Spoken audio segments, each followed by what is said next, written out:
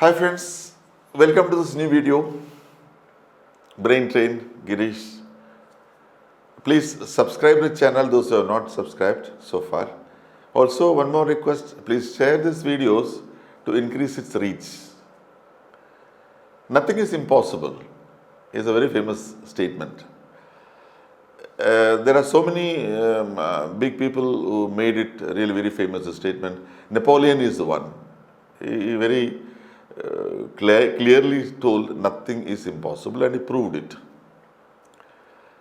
From a humble soldier, when he became the emperor of France, he in fact proved it. Once again, when he lost his kingdom and was sent to jail, he came back and regained the emperorhood, again proved nothing is impossible. So there are so many big personalities in this world who proved this. And we are also not different. We also are proving that nothing is impossible. The word impossible, when you distance the letters, it becomes I am possible. So that itself is the biggest sign of possibility in life. Everything is possible. Your age, your health, your ability, your disability, your richness, your poverty, nothing is a factor in making things possible. Making things possible is a mindset. So your mindset, your attitude is the name of the game. So anything is possible. To make things possible, the only thing is we need an ambition and determined clarity for achieving it. I can make it a little more simple when we are aiming at making things possible. I'll give a method of 4 Ds. We are familiar with 3 Ds. I am talking about a 4D, not 3D, 4D. 4 Ds. The first D is desire. Second D is dream. Third D is design. And fourth D is dedication. With these 4 Ds ready in you, you can really make things possible. Everything possible. Again, nothing is impossible. That statement can be literally made true by our own actions. Now look at it. Look at these 4 Ds in detail. First D, that is desire. Desire is the basic of anything, any achievement in life. If you don't have a desire for something, you will never try to achieve even. So desire is the foremost of requirement in all these Ds. In recent days, in corporate houses, conglomerates, big business houses, they used to consider so many other factors in promoting their employees to higher positions. Desire was not given prominent role. But of late, they all realize a person, unless has desire to achieve or desire to go beyond his limits, he will not be able to shine in any position. So his deliverance and achievements will be far less than a person who is driven by desires. So desire of late has been considered as a very important factor in entrusting positions and responsibilities to people in all segments. So desire, normally a desire comes to you in the form of a fancy, just a fancy. You see, when we relate that to our ambition, you see a doctor in your childhood and you feel a respect and adoration to him. So you want to become a doctor. Then next moment you will see a very renowned engineer. You hear about an engineer, a very celebrity figure, then you want to become that. Or you see a policeman, you want to become a policeman. Even bus conductors were used to be a point of ambitions for children once. Legendary figures they were all for children in those days. So you cannot become all those. You cannot become a film star, a singer, a driver, a conductor, a policeman, a collector, a doctor, all together. So some of these are only passing fancies. They will not stick. They will not remain with you for long. But some of them, one or two of them will stick. They will stay with you. That fancy becomes a desire for you. Now, if you go for, when you pass by a fabric shop, a ready-made shop, you suddenly see a t-shirt or a churidar. You want to buy it. It really catches your eye. You want to buy it. It fancies you. You decide, I'll buy it in the evening. After finishing my job in the town, I'll come back and buy it. But by the time you pass 2-3 hours, this fancy would have gone from your mind. You would have decided, okay, I'll buy it, something else somewhere, sometime later. So that is only a passing fancy. But when the fancy really remains with you, becomes a desire, you'll come back and buy it. That desire. So once there is a desire, that gradually grow into a dream. That is the second D, dream. It becomes a dream. Once it is a dream, it is part of your physique. It's your physical companion, mental companion. You keep dreaming day and night, dream it. And this dream starts disturbing you.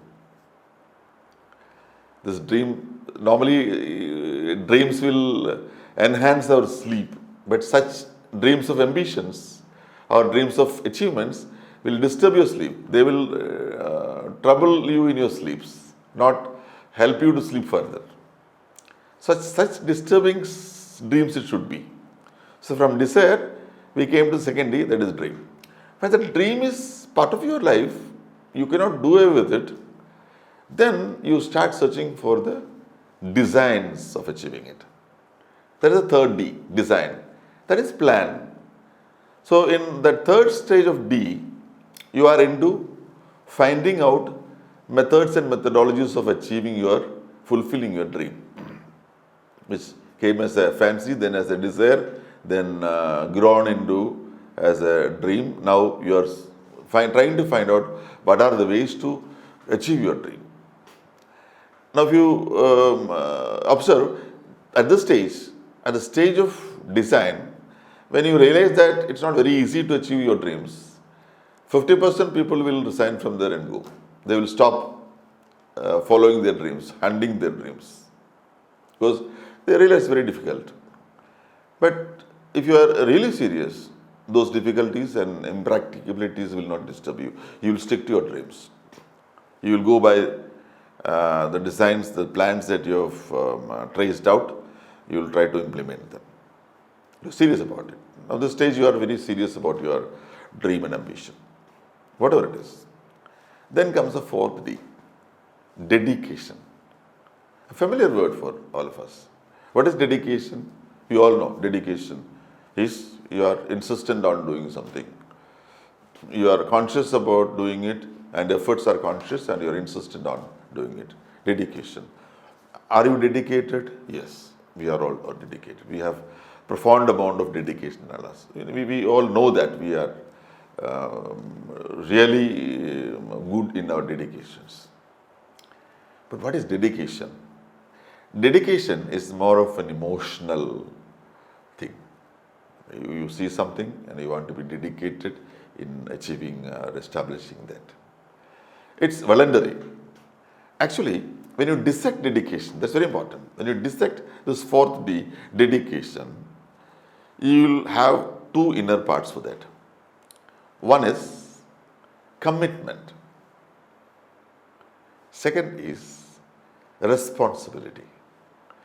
So the fourth D, dedication, has two very important components inside that.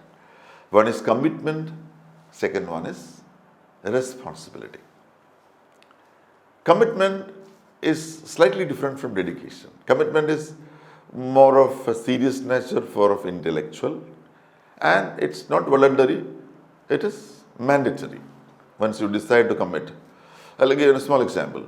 If you want to buy a piece of land, you are dedicated to buy it. Means you want to buy it, you are serious about buying it. You will buy it also, no doubt. You may buy, may not buy also, there are chances. But when you go there and commit yourself to that, means you give in advance and come into agreement. That is commitment. So that is more serious, more obligatory, and more mandatory, more of intellectual in nature.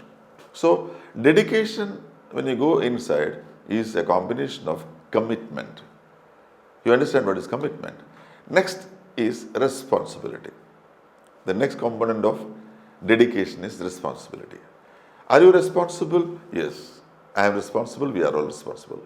What do you mean by responsibility? Responsibility here is not presented as you normally see it. Responsibility is again divided.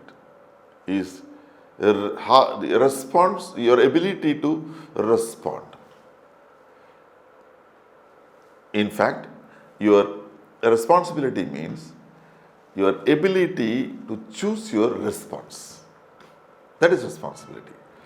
The ability to choose your response to situations and incidents. Now, we all respond to different situations differently.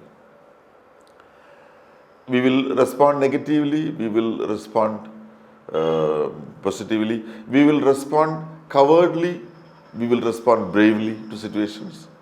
So it makes very important how you respond to situations. Now I tell you, in a classroom, suppose there are 40 students. There are 40 students in a classroom. All the students are present in the class almost every day. Nobody goes on leave. Teacher comes to teach every day. All teachers come and teach equally, and there is no disparity, there is no partiality. Teacher gives classes, and all students are properly monitored, properly guardianed.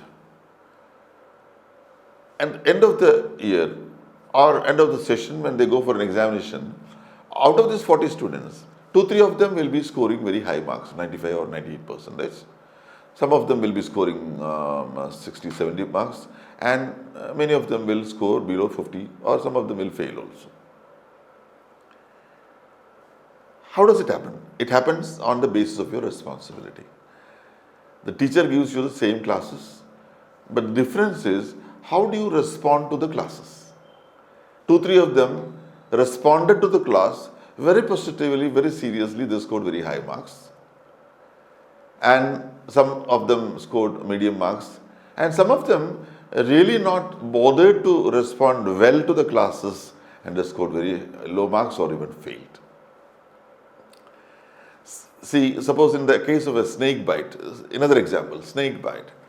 When a snake bites, it's serious, it's poisonous, it's fatal, you are bound to be in trouble.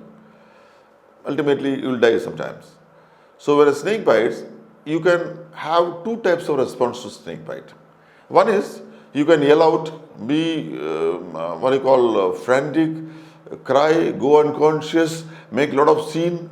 My God, I am dying. Your BP will shoot up and your death will be in 10 minutes. Most of the snake bite deaths are not happening because of the venom of the snake, but because of the heart attack, cardiac arrest, because of the BP shoot up. That happens because of your response to the snake bite. Same situations that just imagine, snake bites you, you know it's a snake, poisonous snake, it has venom injected into you. It's really a bad situation, but it happened, what to do? So what we'll do is, you call, you are unable to drive, you have to go to the hospital, you know the hospital where antivenom is available. You call a person, maybe your son, your brother, your neighbor, whosoever it is, call someone to drive your car, because you know sometimes you may go out of control in the situation. You call somebody, call him, let's go to hospital. He asks you why, you come, just go. Go, tell your family I'm going to the hospital. He drives. Halfway through you tell him, see, I am bitten by a snake. My God, he may lose his control, but you don't lose that. Go there coolly, go there, tell the snake bit me, go there, get your treatment. All likelihood you will be saved. Difference between your ability to choose a response to a situation. Now I'll give you a classic example of responsibility. We all heard about our elders saying, the eldermost of the family, When someone comes says, oh, the sky is coming down. When the sky is coming down, you have to run for life. But this person, the eldest person in the family, we call Karanavar, he says, okay, bring my walking stick. Let me give a support to the sky so that it will not fall. So that is responsibility, ability to choose your response. These 4 Ds will really help you in achieving things in life and making it true that nothing is impossible. Let me once again tell you the 4 Ds. One is desire, second one is dream, third one is design, and the fourth one is dedication. And please, friends, please remember, dedication is not as simple as that. Dedication has 2 parts. One is commitment, and second one is responsibility. And I will once again explain, responsibility means the ability, your own ability to choose your response to situations and incidences.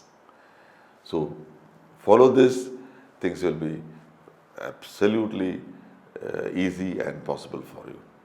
Thank you very much.